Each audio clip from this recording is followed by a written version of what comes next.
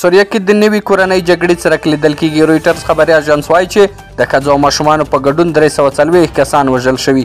سلام ستړي مه شئ، وخت مو په خیر پام وکړئ. د پښتو نیوز څخه د نن ورځې تازه خبر ته بسم الله الرحمن الرحیم. په سوریه کې د نوي کورنۍ جګړې څرک لیدل کېږي. رویټر خبري اژانس وایي چې د ښځو او ماشومانو په ګډون 340 کسان وژل شوي. له تېرې پنجشنبې ورځې راهیسې د سوریې په ځینو ښارونو کې بغاوتونه او نښتې روانې دي چې د رویټرز خبري اژانس راپور له مخې احمد الشرع ته د منصوبو ځواکونو له لوري د الوا لږکیو په سیمه کې شاوخوا 340 تنه وژل شوي چې ښځې او ماشومان هم پکې شامل دي.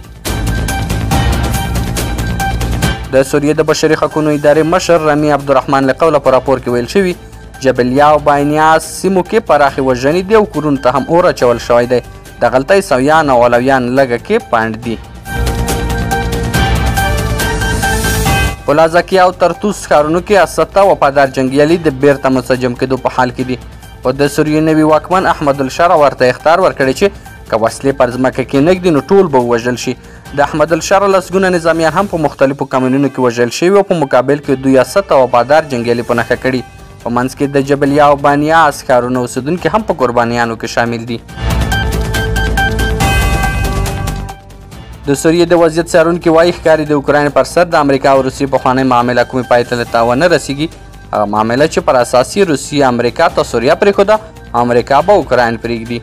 که د اوکراین پر سر د امریکا او روسیې معامله نتیجه ورنه کړي نو سوریه به د پخوانۍ جګړې په دوام نوې کورنۍ جګړې ته ننوځي چې یوازې په څو ورځو کې یې اور څو ښارونو ته غځېدلی او وضعیت په سیستماتیک ډول د بدتر کېدو په حال کې دی.